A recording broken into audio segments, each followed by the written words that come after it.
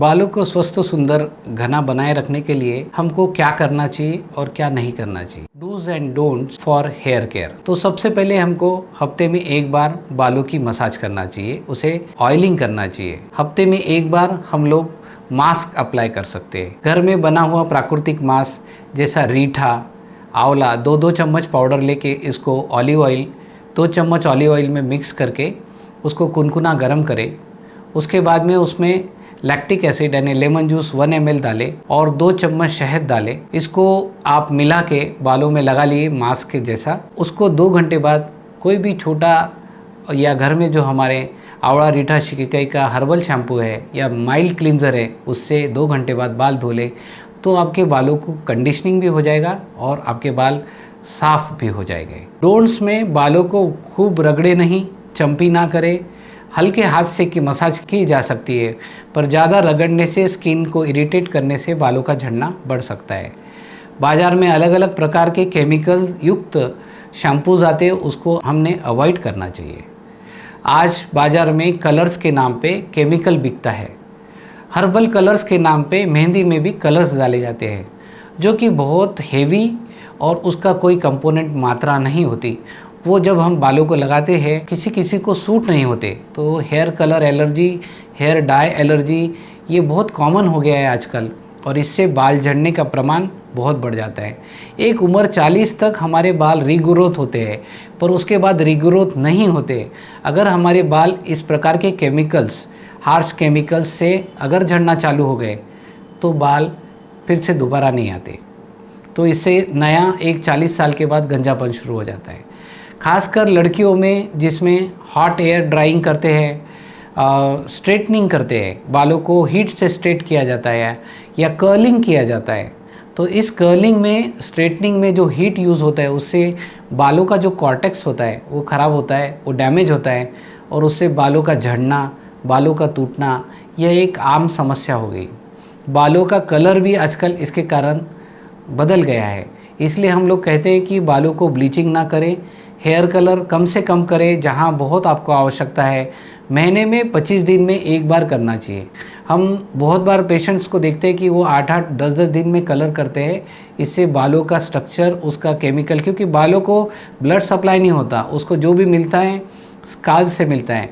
अगर हम स्काल्प में इतना केमिकल यूज़ करेंगे तो हमारे बाल अच्छे रह नहीं सकते।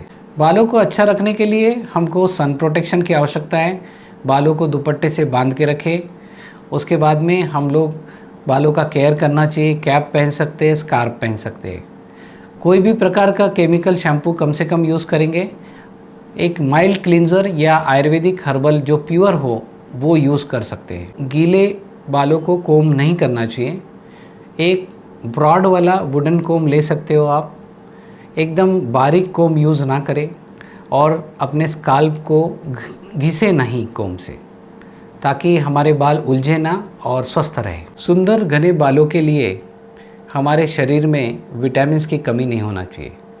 इसमें सबसे पहला विटामिन आता है केराटिन। ये सर के बालों का केराटिन यानी प्रोटीन होता है। तो ये हमको कड़ी पत्ता और ओमेगा 3 जो हमको जवस, अलसी, अखरोट इसमें मिलता है। तो इस प्रकार के विटामिन्स हमको ज़रूरी है। उसके बाद में विटामिन सी जो हमको संतरा, मौसम्बी, आंवला इसमें मिलता है, वो भी बहुत ज़रूरी है। उसके बाद में vitamin E, omega 3 fatty acid और सब प्रकार के विटामिन जो कि हमको सब प्रकार की हरी सब्जी, पपीता, केला, गाजर, बीट इस प्रकार के जूस या ये फल खाने से भी इस प्रकार की सब विटामिन्स कवर होती है, जिससे हमारे बालों का झड़ना कम होता है। बालों को सुंदर रखने के लिए छोटे छोटे मिनरल्स और माइक्रोन्यूट्रिएंट्स जैसे iron, potassium, zinc, magnesium, copper, selenium, iodine ये छोटे तत्व की भी बहुत ज़रूरत होती है, क्योंकि केराटिन हमारे बालों को काला रंग देता है। तो घने काले बालों के लिए इस प्रकार माइक्रोन्यूट्रिएंट्स ज़रूरी होते हैं। तो हमने तो चर्चा की है, आयरन अपने को मेथी, पालक, हरी सब्जी में मिल जाता है।